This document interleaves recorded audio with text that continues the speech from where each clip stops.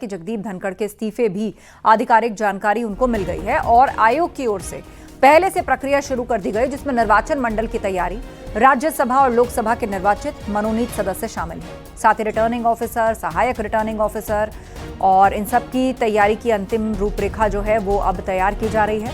पूर्व उपराष्ट्रपति चुनावों से संबंधित पृष्ठभूमि सामग्री की तैयारी और प्रचार प्रसार शामिल है।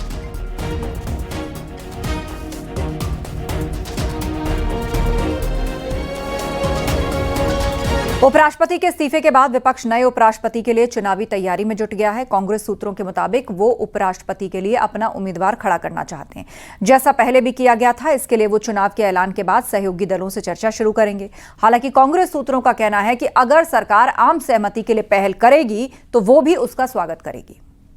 सरकार जवाब देना चाहिए, वो क्यों रिजाइन करे, कारण क्या है, इसके पीछे क्या राज है। हमको तो ऐसा दिख रहा है कि दाल में कुछ काला है, नहीं तो उनका हेल्थ भी ठीक है और वो अच्छे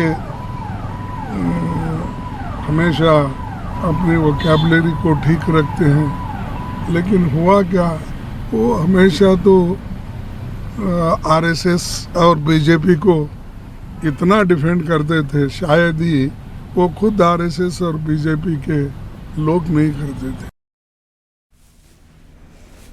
भारत के उपराष्ट्रपति जगदीप धनखड़ के इस्तीफा देने के बाद सियासी हलचल तेज है। न्यूज 18 के साथ खास बातचीत में भारतीय किसान यूनियन के राष्ट्रीय प्रवक्ता राकेश टिकैत ने आरोप लगाया कि उपराष्ट्रपति जगदीप धनखड़ ने खुद इस्तीफा नहीं दिया, बल्कि उनसे इस्तीफा दिलवाया गया है। बीमार है तो उनका मेडिकल बुलेटिन दिखाओ, उनकी मेडिकल रिपोर्ट दिखाए, कौन से अस्पताल में भर्ती है उसका बताओ, कौन से डॉक्टर ने इलाज करा, क्या बीमारी थी वो बताओ। ये तो भाई राष्ट्रपति हैं, उपराष्ट्रपति हैं देश के, वे बीमार हैं तो देश को पता तो चलना चाहिए कि क्या बीमारी थी, किस डॉक्टर ने इलाज करा। ठीक है जी, आप भी राजनीति और राजनीतिक लोगों से काफी संपर्क में रहते हैं, तो क्या आपको कुछ इनके माध्यम से जानकारी हुई है, अंदरूनी कोई बात, जिस तरह की चर्चा है, तमाम तरह की बात है? इन्होंने भाई किसान की बात करी, गाँव की बात करी, कई बार वे धमकाए चटकाए। तो भैया पार्टी ऐसी है, धमकाए चटकाए में नहीं, ये तो जो वहाँ पे पार्टी लाइन से हट के बोलेगा उसका ये इलाज करेंगे, ये लगे। जगदीप धनखड़ जी हिंदू जाट बिरादरी से ताल्लुक़ रखते थे, और इससे क्या कुछ और भी प्रभाव पड़ेगा आपको लगता है? ये किसी भी बिरादरी के बड़े नेताओं को ख़त्म करेंगे, उनका पॉलिटिकल कैरियर सब किसी भी मतलब कोई भी जाति होगी, और उसके छोटे लोगों को, जो आम लोग हैं उस जाति के, उनको जोड़ेंगे अपनी पार्टी से। ये इनका एजेंडा है। उन्होंने बात कर ली तो इस्तीफा ले लिया, खाट पर लौट जा तो अपनी जमीन नाम नहीं करते अपने पोतों के बालकों के, मतलब उपराष्ट्रपति पद छोड़ देंगे। ले लिया भाई, प्रेशर में बना के ले लिया। एसआईआर के मुद्दे पर दिल्ली से पटना तक सियासी संग्राम मचा है। सदन के अंदर से लेकर बाहर तक वोटर रीवेरिफिकेशन को लेकर विपक्ष लगातार प्रदर्शन कर रहा है। आज संसद के दोनों सदन में विपक्ष ने एसआईआर के मुद्दे पर हंगामा किया।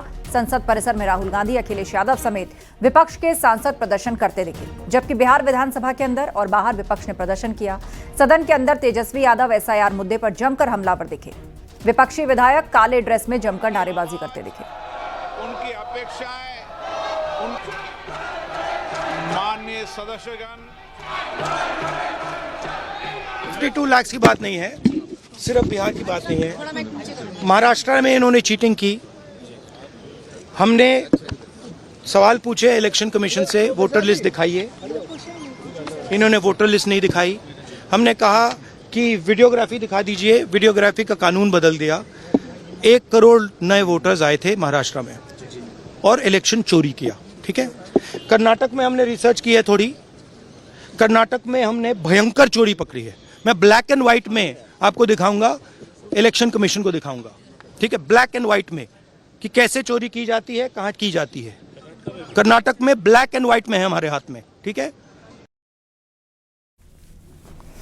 और खबर लखनऊ से है। न्यू आउटरीच प्लान पर योगी सरकार का फोकस है। नए निवेश को यूपी में लाने की तैयारी शुरू हो चुकी है। सितंबर-अक्टूबर में विदेशों में यूपी का रोड शो होगा। जापान, कोरिया, कनाडा, सिंगापुर में रोड शो की तैयारी है और नवंबर में 5वीं ग्राउंड ब्रेकिंग सेरेमनी का आयोजन होगा। दिसंबर-जनवरी में राष्ट्रीय स्तर पर रोड शोज का आयोजन किया जाएगा। उत्तर प्रदेश में निवेश के लिए योगी सरकार लगातार आगे बढ़ रही है और इसको लेकर अब योगी सरकार ग्राउंड ब्रेकिंग सेरेमनी और ग्लोबल इन्वेस्टर समिट करने की तैयारियों में जुट गई है और जल्द ही योगी सरकार ग्राउंड ब्रेकिंग सेरेमनी और ग्लोबल इन्वेस्टर समिट करेगी और इसके लिए बाकायदा जो उत्तर प्रदेश सरकार के मंत्री और जो अफसर हैं वो विदेश में जाएंगे और अंतर्राष्ट्रीय स्तर पर रोड शो करेंगे। इसके लिए जापान, कोरिया समेत कई देशों में रोड शो का प्लान तैयार हो चुका है। जल्द ही उत्तर प्रदेश सरकार के मंत्री और जो उत्तर प्रदेश सरकार के एसीएस स्तर के अफसर हैं वो जाएंगे और रोड शो करेंगे अंतर्राष्ट्रीय स्तर पर और उसके बाद उत्तर प्रदेश के अलावा दूसरे राज्यों में यानी कि देश के अलग अलग राज्यों में निवेश का उत्तर प्रदेश में बेहतर माहौल है इसका संदेश देंगे और वहां पर भी रोड शो करेंगे।